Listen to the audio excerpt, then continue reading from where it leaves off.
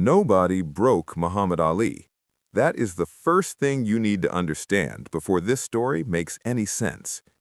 In 31 professional fights across 12 years, nobody broke him. Not Frazier and Manila, though Frazier came closer than anyone who wasn't in that ring will ever understand. Not Foreman in Kinshasa, despite everything that Foreman brought that night, the weight and the fury and the absolute geological force of the man. Not the United States government, not the boxing commissions, not 3 years of enforced exile and the systematic dismantling of his professional life by the apparatus of a country that had decided he was inconvenient. Nobody broke Muhammad Ali. That is a fact of the historical record, and it is true. What happened in a private residence in Bel Air, California, on a Saturday evening in the autumn of 1970 did not break him either. What it did was something rarer and in many ways more significant. It cracked something open. Not the man, the model.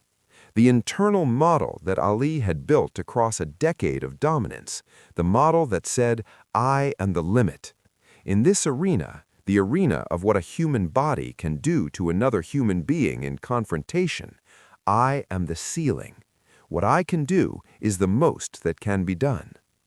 What happened that Saturday evening reached into that model and found a door that Ali didn't know was there. And when Bruce Lee opened it, the room on the other side changed Muhammad Ali for the rest of his life. Only 6 people were present. 6. In all the accounts of encounters between these two men, the gymnasium sessions, the party conversations, the private training exchanges, this was the smallest witness group, the most intimate setting, and the one that nobody has ever written about in any publication of any kind, until now. The story has lived for 50 years in the memories of 4 surviving witnesses and the private correspondence of a 5th, who died in 2019. It has traveled nowhere. It has been told to nobody outside the small circle of people who were either present or received it directly from someone who was.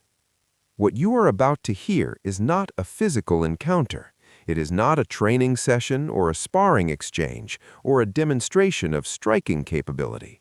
It is a conversation, a dinner table conversation that began as an ordinary social evening among people who knew each other and became, over the course of 3 hours, the most psychologically significant exchange of Muhammad Ali's life.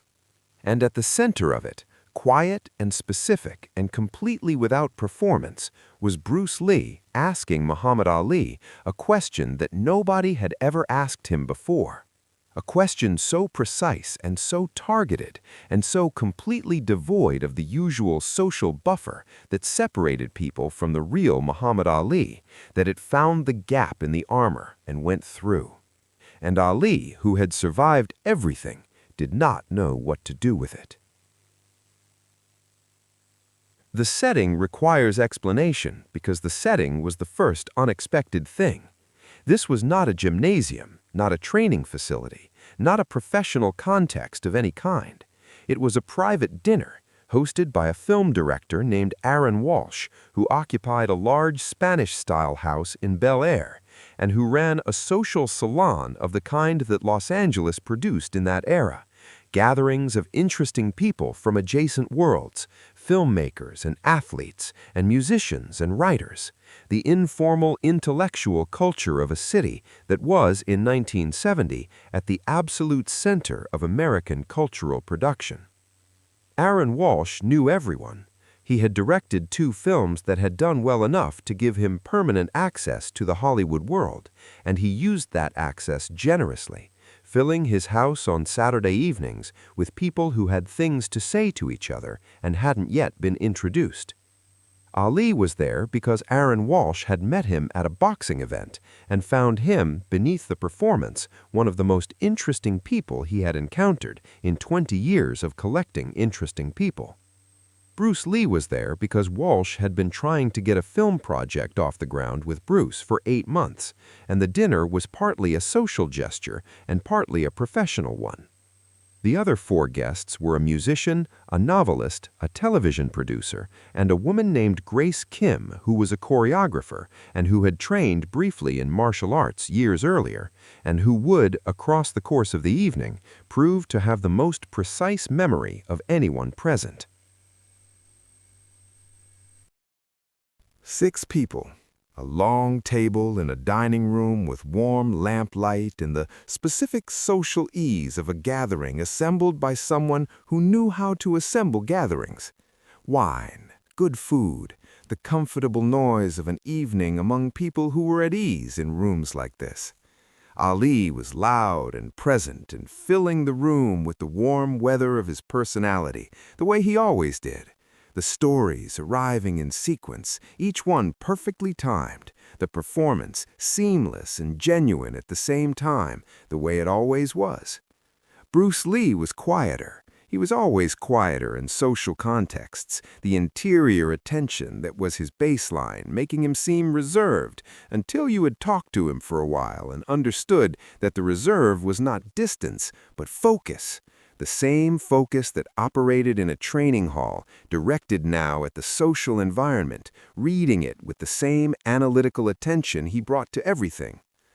The first 2 hours were what they appeared to be: dinner, conversation, Ali telling a story about the Foreman fight that was scheduled for the following year, calibrating the audience's response with the performer's precision.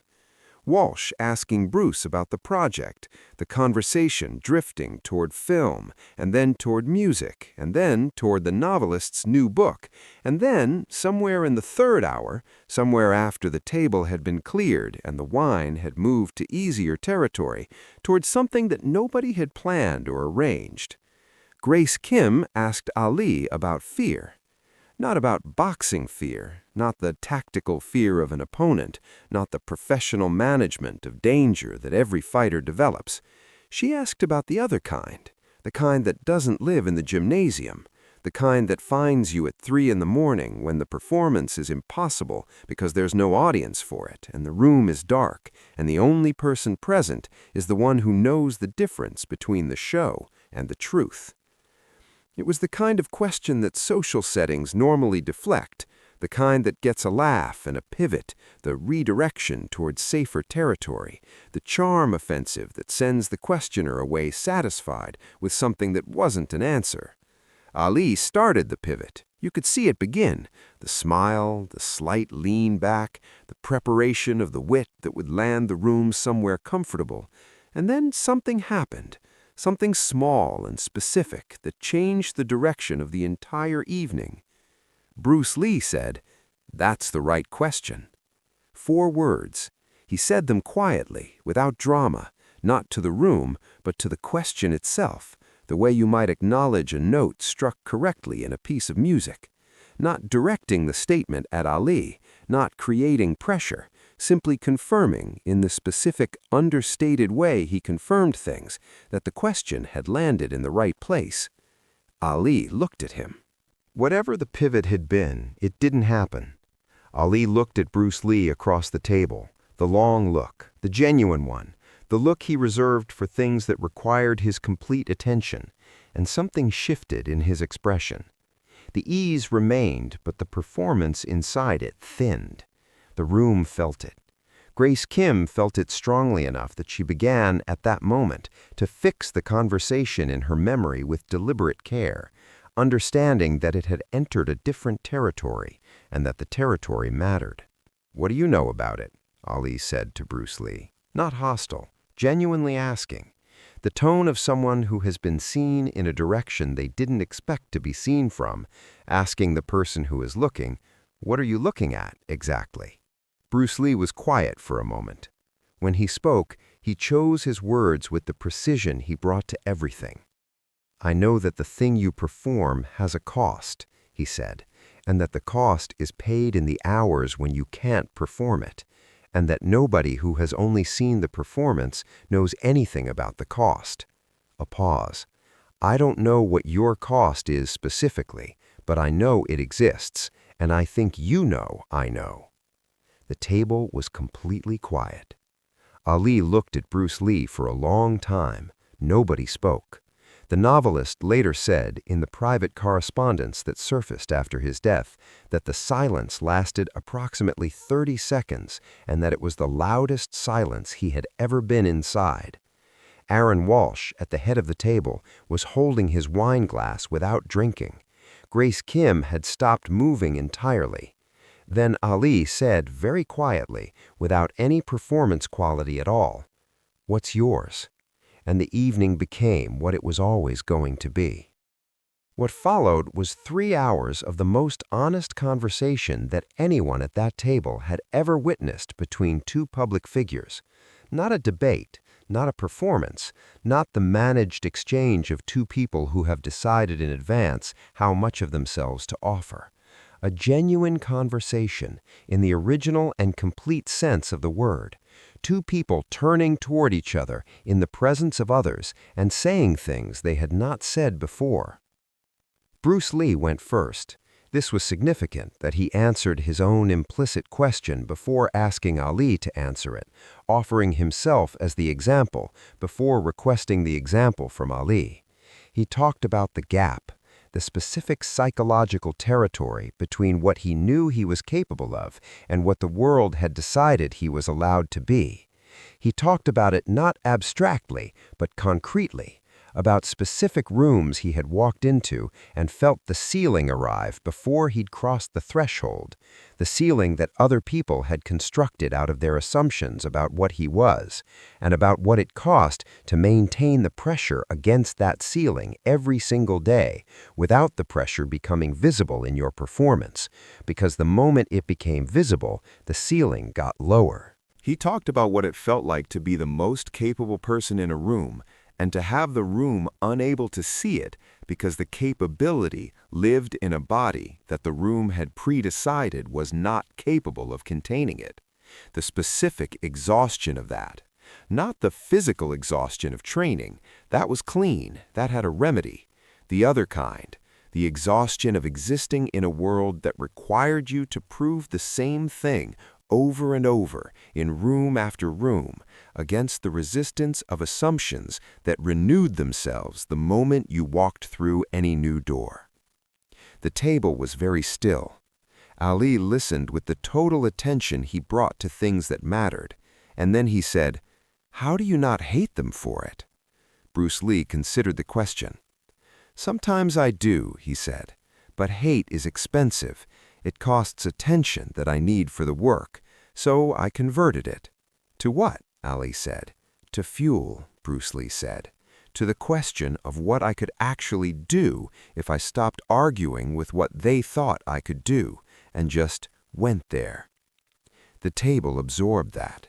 Ali leaned back. He looked at the ceiling. He looked at his hands. He looked at Bruce Lee with the expression that Grace Kim described in her account given privately to a friend in 1987 and passed forward through one careful chain of transmission as the most unguarded expression she had ever seen on Muhammad Ali's face.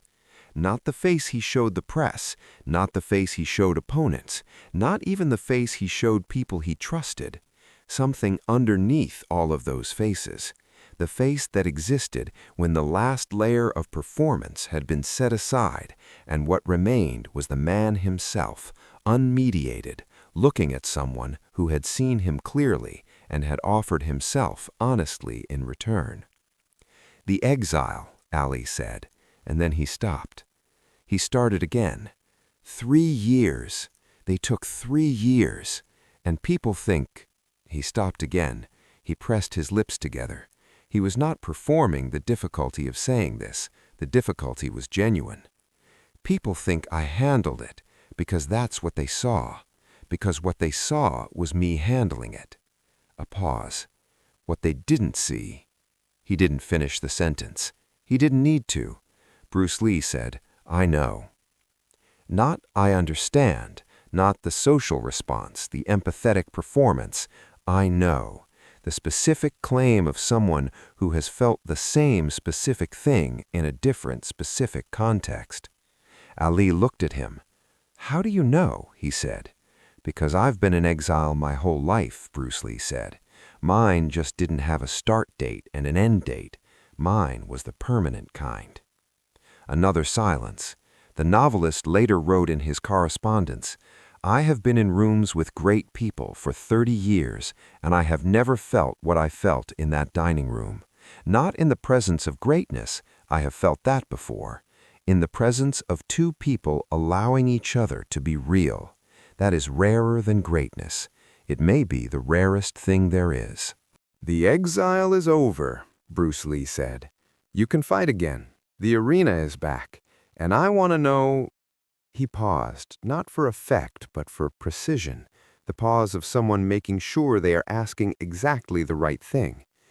I want to know if the arena is enough, now that you know what it feels like when it isn't there. The table was absolutely still. Ali held Bruce Lee's gaze for a long time, longer than comfortable, longer than social convention permitted, longer than the situation's formality could have contained if either man had been operating within social convention. They were not. They were somewhere else, the specific territory that opens up between two people who have each decided to stop performing and have found in that mutual decision a space that neither of them had expected to find there. "No," Ali said finally. One word, quiet, without elaboration, without the defensive scaffolding that usually surrounded any admission of this kind. "No, it's not enough anymore." The novelist later wrote, "When Ali said that, I felt the temperature in the room change. Not dramatically, not like something had broken, like something had opened, like a window in a house that had been shut too long." Bruce Lee nodded, not in satisfaction, not the nod of someone whose thesis has been confirmed, the nod of recognition. "What's enough now?" he asked. Ali was quiet for several seconds. He turned his wineglass in his hands, the large hands moving around the stem with the absent precision of someone whose body is always doing something while the mind works. "I don't know yet," he said. "I know it's more than a belt, more than a record." He paused. "I want to matter in a way that doesn't end when I stop being able to fight. And I don't know how to do that. And I don't know how to say that to anyone who needs me to be who they think I am." Bruce Lee leaned forward slightly, the lean of someone who recognizes a question they have spent years answering and is now deciding how much of the answer to offer. "You do it the same way you do everything else," he said. "You find out what you actually are instead of what the role requires, and then you find the work that requires what you actually are instead of what the role needs." A pause. "It's the hardest thing there is. It's also the only thing worth doing." Aaron Walsh, at the head of the table, would later say to his wife, and she would confirm this account in a conversation with Grace Kim in 1994, that he had been hosting dinners for 20 years and never once felt that he was witnessing something that would outlast the evening. That night he felt it, the specific quality of permanence that settles into a room when something true is being said, when the social performance has been stripped back, and what remains is two people being genuinely present with each other in the vicinity of things that matter. Ali talked for a long time after that. Not the way he usually talked, not the performance, not the rhythm and the rhyme and the perfectly constructed sentences that landed like combinations. He talked the way people talk when they have been carrying something heavy for long enough that the opportunity to set it down, even briefly, even in front of witnesses, overrides every trained instinct toward concealment. He talked about the exile, not the public version, the dignified resistance, the principled stand, the Muhammad Ali who faced the government with his chin up and his mouth sharp, and his body still moving every morning in gyms that weren't allowed to be official anymore. That version existed and was true. He talked about the other version, the 3 o'clock version, the version that existed in the specific quality of a Tuesday afternoon, when there was no training session scheduled and no press appearance and no purpose that the day was organized around, and the size of what had been taken became, in the absence of distraction, briefly and completely visible. He talked about what it felt like to know, with absolute certainty, the certainty that came from being the finest instrument of his kind and knowing it the way a master musician knows their instrument, that he was in the peak of his development, the fullest expression of what he had spent his entire life building, and to have no arena in which to express it. To be, in the most precise sense, a language with no one to speak it to. He had never said this to anyone.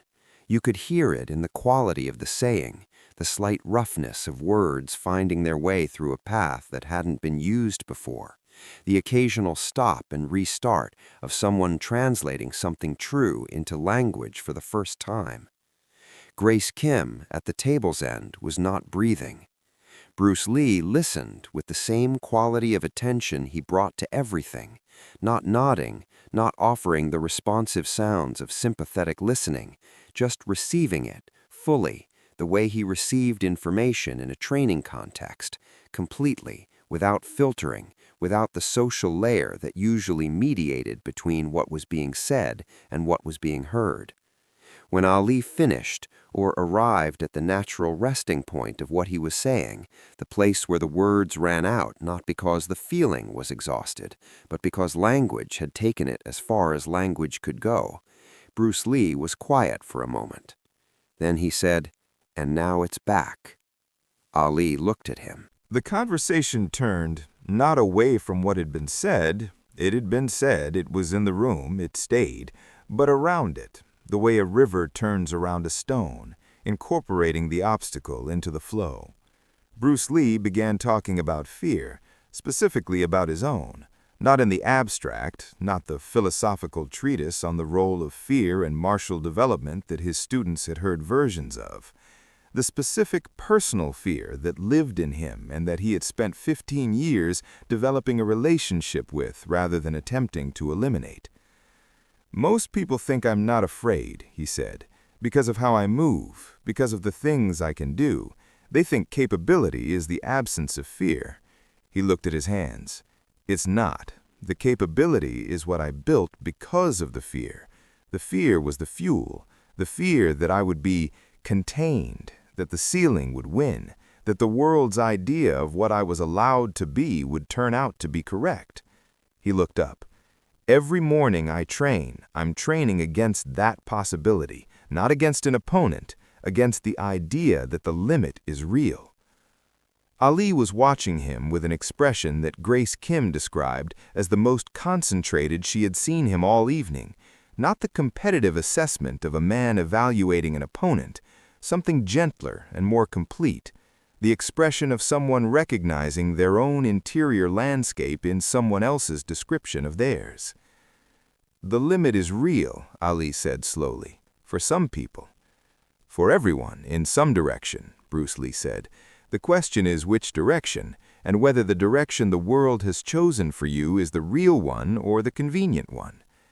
And if it's the convenient one, then you have a responsibility," Bruce Lee said, "to find out, not for them, for the actual reality of what is possible. Because if you accept the convenient limit, you're not just limiting yourself, you're providing evidence that the limit is real, and everyone who comes after you and faces the same limit has less to work with." The room received that in silence. Ali set down his wine glass. He looked at the table, then at Bruce Lee. "That's why you don't stop," he said. It was not a question, understanding arriving as statement. "Every room you walk into where they've already decided what you are, you don't stop because if you accepted it, someone else would have to fight the same fight from further back." "Yes," Bruce Lee said simply. Ali was quiet for a long moment. Then, slowly, something changed in his expression. The weight that had been present in his face since the conversation shifted into its honest register, the weight of the exile, The 3 years, the Tuesday afternoons, and the 3 o'clock cost. That weight did not disappear, but it reorganized. It moved from the position of something being carried to the position of something being used. The distinction was visible in his face as clearly as if someone had turned a dial. Grace Kim saw it happen, the novelist saw it happen, Aaron Walsh saw it happen, and did not understand it as well as the others, but felt it completely. Muhammad Ali had just been given something. Not comfort, comfort would have been smaller. Not sympathy, sympathy would have been beside the point. Something more structural, a reframe. The specific gift that one person gives another when they show them their own experience from an angle that makes it useful rather than merely painful. The exile had been a cost. Bruce Lee, without using the word, had shown Ali that it was also a credential. That the 3 years of having the arena taken away and surviving it, not just surviving it, maintaining through it, arriving on the other side of it sharper and more developed than before, was not just something that had happened to him, it was something he had done. Something that demonstrated in the most unambiguous possible terms that he was more than the arena, that he existed independently of the platform, that what he was did not require the stage to be true. That was the crack. Not a break. Ali was right that nothing broke him. A crack in the ceiling, in the internal model that said the arena was the point, the championship the measure, the platform the thing that made the meaning. The crack that let in the light of a different possibility, that the meaning was the man, and the man would outlast the arena by whatever length of time a human being could outlast the thing that made him famous. Ali knew this in some part of himself before that evening. He had always been more than a boxer. The resistance to the draft had proved it. The 3 years of principled exile had proved it. The way the world oriented toward him even when he couldn't fight had proved it. But knowing something and having it made structural, having it built into the foundation of how you understand yourself rather than floating as an idea above the foundation, those are different things. Bruce Lee, across a dinner table in Bel Air, built it in, with 6 sentences, with the specific precision of a man who had spent his entire life building exactly this kind of structural understanding in himself, and who recognized in Ali's evening the same construction site. The dinner ended the way evenings end when they have been more than anyone expected. Not dramatically, no ceremony, no moment of formal conclusion. The wine ran out. Aaron Walsh made coffee. The novelist and the musician drifted toward departure with the slightly dazed quality of people who have been somewhere unusual and are returning to the ordinary world. Grace Kim stayed to help clear the table and found herself in the kitchen with Bruce Lee for 10 minutes while Ali talked to Walsh in the hallway about the quarry fight. She asked him directly, because Grace Kim was the kind of person who asked directly, whether he had known the evening was going to go that way, whether he had come prepared for what happened. Bruce Lee was quiet for a moment. He picked up a dish and dried it with the careful attention he brought to everything.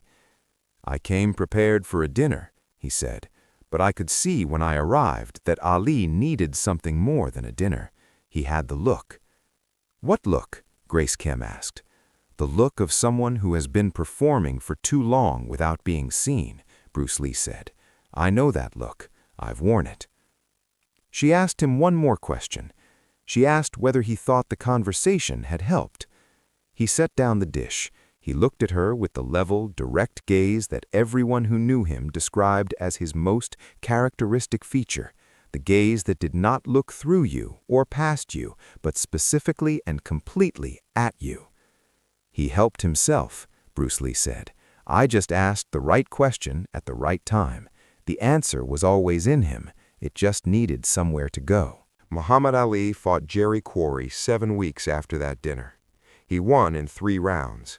He was, by every account, extraordinary, not just in his physical capability, but in the quality of his presence, the specific weight of a man who has found a reason that is larger than winning. He fought for the next 11 years. He won the heavyweight title twice more. He became, gradually and then completely, the most beloved public figure on the planet. Not for his boxing, though the boxing was incomparable, but for what he was, the full width of what he was, the human being that the fighter had always been the visible surface of. In 3 interviews across the decade of the 1970s, Ali said variations of the same thing. Not in response to questions about Bruce Lee. He never mentioned Bruce Lee in any public context, but in response to questions about what changed in him between the exile and the return. He said, "I stopped fighting for the belt. I started fighting for something that the belt couldn't contain." He said, "The exile taught me something they couldn't have taught me in a gym." He said in the interview that Grace Kim circled in red in her private copy, "Someone asked me the right question at the right time. I don't know if I would have figured it out without it. Maybe I would have, but I didn't have to because someone asked." He never said who asked. Grace Kim knew. The novelist knew. Aaron Walsh knew. Bruce Lee knew and kept it the way he kept everything private, completely, without effort, the way someone keeps a thing they understand belongs to the person it happened to, rather than to the person who witnessed it. Bruce Lee died in July 1973. He was 32 years old. He died before the world fully understood what he had built, the system, the philosophy, the complete redefinition of what a human being's physical and psychological development could look like. Enter the Dragon was released 27 days after his death. The world found out about the surface. It is still finding out about the rest. What the dinner in Bel Air contained, the specific exchange between 2 people who had each organized their entire existence around the refusal to accept the ceiling that had been placed over them, that did not make it into any record during Bruce Lee's lifetime. It traveled in fragments through the people who were there, arriving here 50 years later, assembled from the accounts that survived. Here is what it means. Not what it means as a fight story. There was no fight, no strike, no physical demonstration of capability. What it means as a human story. 2 people at a dinner table, the performance set aside, the real thing present. One of them asking a question that nobody had asked before, the other one answering it honestly for the first time. And in that exchange, in those hours of genuine conversation in a dining room with warm lamplight and 6 witnesses, something shifting in both of them, something opening, the crack in the ceiling that let in the light of a different possibility.